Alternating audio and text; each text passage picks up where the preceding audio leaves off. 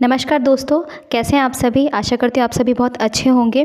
तो आज के वीडियो में हम नवरात्रि से जुड़े हुए ऐसे कई सवाल जो आपके मन में हमेशा बने रहते हैं, उन सभी प्रश्नों का आज मैं आपको उत्तर देने वाली हूँ। जैसे कि कई लोगों के मन में प्रश्न रहता है कि पितृपक्ष चल रहा है और नवरात्रि आने वाली है, तो क्या हम नवरात्रि के लिए कुछ सामान खरीद सकते हैं या अभी नहीं खरीद सकते हैं, क्योंकि जिस दिन पितृपक्ष का समापन होगा अगले दिन से ही नवरात्रि प्रारंभ हो जाएगी।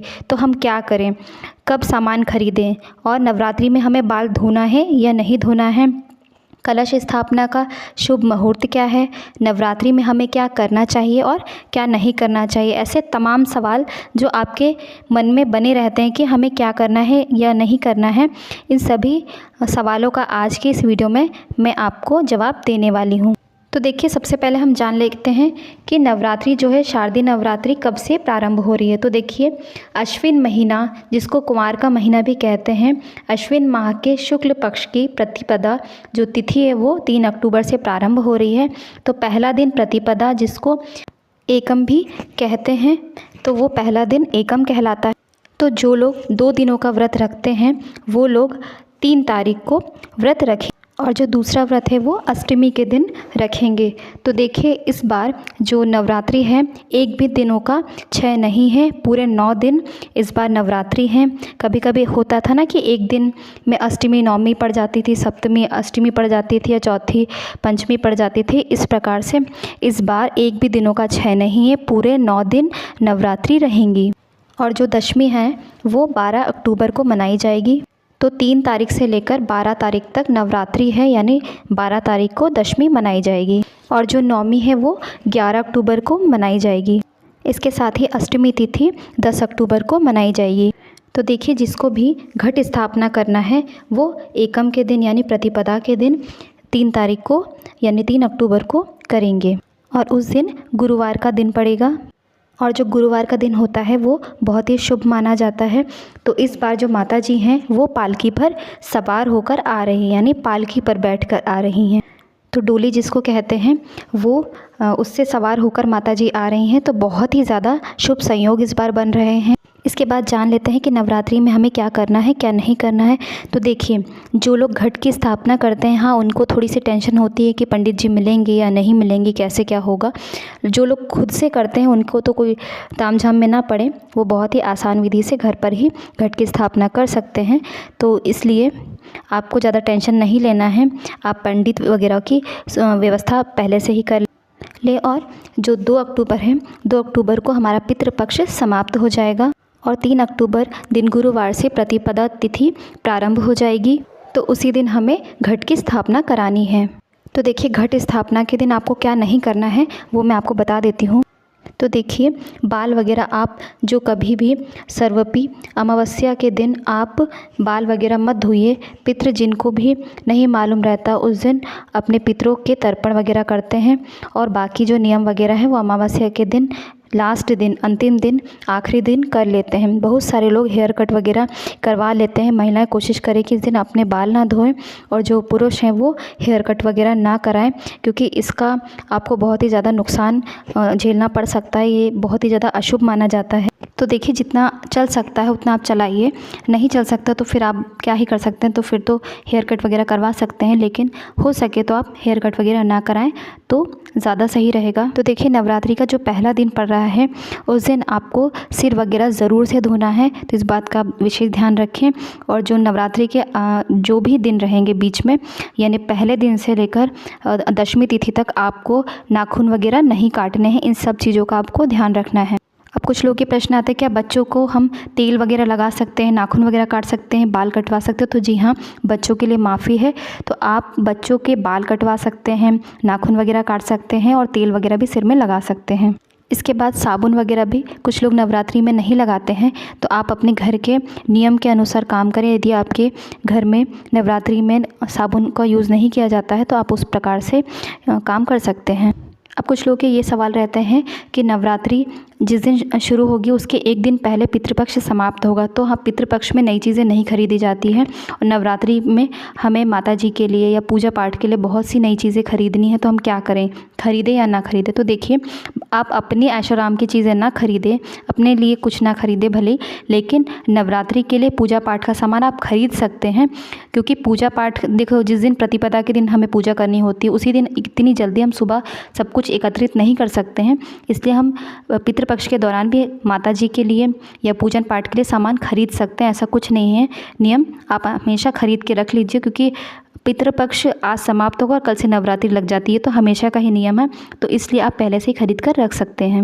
तो आप चुनरी वगैरह, मूर्ति वगैरह, फ्रूट्स वगैरह और फल वगैरह और जो भी आपको पूजा पाठ के लिए सामान है, श्रृंगार का सामान लेना, आपको जो भी लेना आप सभी चीज़ें ले सकते हैं। इसके बाद देखिए, नवरात्रि में यदि आपके पास गंगा जल है तो ठीक है, अगर गंगा जल नहीं है तो क्या करें? तो अगर आपके पास गंगा जल नहीं है तो आप शुद्ध जल ले लीजिए, उसमें थोड़ी सी हल्दी मिला लीजिए और हल्दी वाला पानी आप पूरे घर में छिड़काव कर लीजिए। ये गंगा जल का ही स्वरूप माना जाता है। तो आप इस प्रकार से भी अपना काम चला सकते हैं, क्योंकि नवरात्रि में माता जी को बुलाने के लिए हमें घर का वातावरण शुद्ध करना पड़ता है। पितृपक्ष में माना जाता है कि घर में नेगेटिव एनर्जी का भी वास हो जाता है। तो इसलिए आपको इस प्रकार से घर में गंगा जल या फिर हल्दी का पानी ज़रूर छिड़कना चाहिए। इसके बाद देखिए, नवरात्रि शुरू होने से पहले ही आपको मंदिर वगैरह साफ़ कर लेना है। अगर अमावस्या का दिन भी पड़ रहा है तो भी आप मंदिर वगैरह साफ़ कर सकते हैं।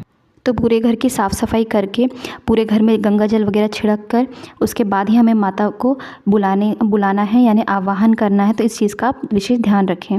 इसके बाद देखिए, जो लोग नॉनवेज वगैरह खाते हैं, 9 दिनों में आपको नॉनवेज वगैरह नहीं खाने हैं। हाँ, अगर आप नहीं भी खा रहे हैं, आपकी अगर नॉनवेज वाले बर्तन भी रखें तो आप वो बर्तन हटा दीजिए जिनमें आपने नॉनवेज बनाया हो। तो उसके बाद ही आप फल वगैरह या फलारी वगैरह जो भी बनाते हैं वो उस हिसाब से बनाइए, लेकिन नॉनवेज वाले बर्तनों में आप फलारी वगैरह ना बनाएं तो शुभ होगा।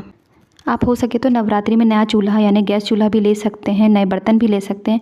अगर आपके पास इतना बजट नहीं है तो आप हो सके तो गंगा जल का छिड़काव करके भी उस चीज़ को यूज़ कर सकते हैं। इसके बाद कुछ लोगों का ये प्रश्न है कि माता जी के लिए हमें चुनरी वगैरह लेना, साड़ी वगैरह लेना है, तो क्या हम प्रतिपदा से पहले जो जिस दिन पितृपक्ष का समापन होगा उस दिन हम ले सकते हैं? तो जी हाँ, आप पितृपक्ष के दौरान भी ले सकते हैं, ऐसा कुछ नहीं है। माता जी के लिए आपको जो कुछ भी सामान लेना है आप ले सकते हैं। तो आप माता जी के लिए ले सकते हैं, अपने खुद के लिए ना ले। अब कुछ लोग ये कहते हैं कि अगर हमने साड़ी वगैरह ले ली, हमारे पति ले आए हैं तो क्या करें? तो देखिए, आप पहनिए मत, उन्हें साइड में रख लीजिए। जब नवरात्रि लगे तब आप पहनिए, अभी अपने शरीर में आप ना डालें तो ज़्यादा अच्छा है। इसके बाद देखिए, जिनके पति वगैरह पितृपक्ष के दौरान पितरों को पानी वगैरह देते हैं तो जनेऊ वगैरह पहनते हैं, तो नवरात्रि के पहले ही दिन वो जनेऊ बदल देना चाहिए, क्योंकि वो जो जनेऊ होता है वो अशुद्ध होता है। तो आप जो नवरात्रि का पहला दिन है यानी प्रतिपदा का दिन है, उस दिन आप नया जनेऊ पहने यानी अपने पति को पहनाएं तो ज़्यादा शुभ होता है। इसके बाद देखिए, नवरात्रि वगैरह में हमें नॉनवेज नहीं खाना है, ये तो सभी को पता होता है। लेकिन नवरात्रि के 9 दिनों में आपको मसूर की दाल, बैंगन की सब्जी, इसके बाद आपको लहसुन, प्याज, ये सभी चीज़ों का त्याग करना चाहिए, क्योंकि ये सभी चीज़ें नास्तिक मानी जाती हैं। तो इन चीज़ों का भी आपको विशेष ध्यान रखना चाहिए। इसके बाद देखिए, नवरात्रि के 9 दिन जो भी घर में हैं सभी सदस्य खुशहाल मन से रहें, खुशी से रहें, घर में कलेश ना करें, लड़ाई झगड़ा ना करें, तो ही माता का वास होता है। तो इन सभी चीज़ों का आपको विशेष ध्यान रखना है। इसके बाद कुछ लोग का ये प्रश्न है कि नवरात्रि में जो हमारी पूजा सामग्री है, पूजा घर में हम क्या चीज़ें हटा दें? तो देखिए, आपको कुछ भी चीज़ हटाने की ज़रूरत नहीं है। हाँ, पितृपक्ष के दौरान यदि आपने ड्राई फ्रूट्स वगैरह चढ़ाए हैं, कुछ अनाज वगैरह चढ़ाए हैं, तो वो सभी चीज़ें आपको हटा देनी, क्योंकि वो सभी चीज़ें अशुद्ध मानी जाती हैं।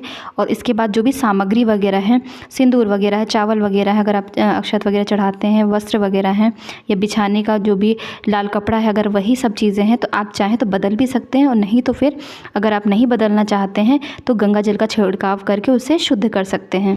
इसके साथ ही देखिए, नवरात्रि के 9 दिनों में आपको इस बात का विशेष ध्यान रखना है कि आपके घर के मंदिर में जो माता जी की फ़ोटो है या मूर्ति है, उसमें अगर शेर के मुख खुले हुए हैं, यानी शेर का जो मुंह है वो खुला हुआ है, तो उसे आपको ढक देना है। या अगर फ़ोटो वगैरह है तो उसमें टेप वगैरह आप जो भी है लगा दीजिए, वो ना दिखे, क्योंकि वो अशुभ माना जाता है। तो खुले मुख वाला जो मूर्ति है या फ़ोटो है आपको नहीं लेनी है। अगर आप गलती से ले ही आए हैं या पूजा आप कर चुके हैं तो आप उसे, जो शेर का मुख है, उसे ढक दीजिए। ये अशुभ माना जाता है। तो इन चीज़ों का आपको विशेष ध्यान रखना है। इसके साथ ही कुछ लोग का ये भी प्रश्न रहता है कि यदि हम नवरात्रि के 2 दिनों में व्रत रखते हैं, पहला और आखिरी, यानी प्रतिपदा के दिन और नवमी के दिन हम व्रत रखते हैं, तो क्या हम घर में अखंड ज्योति प्रज्वलित करें? तो नहीं, ऐसा नहीं करना है। अगर आप 2 दिनों के लिए व्रत रख रहे हैं तो आपको अखंड ज्योति जलाने की ज़रूरत नहीं है, आप नॉर्मल पूजा पाठ भी कर सकते हैं।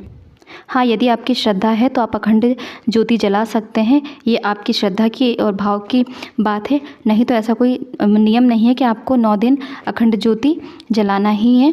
तो आप अपनी श्रद्धा अनुसार काम करें। तो आपको अगर ये वीडियो अच्छा लगा हो और मेरी दी गई हुई जानकारी आपको अच्छी लगी हो तो प्लीज़ मेरे चैनल को लाइक शेयर सब्सक्राइब ज़रूर करें। धन्यवाद।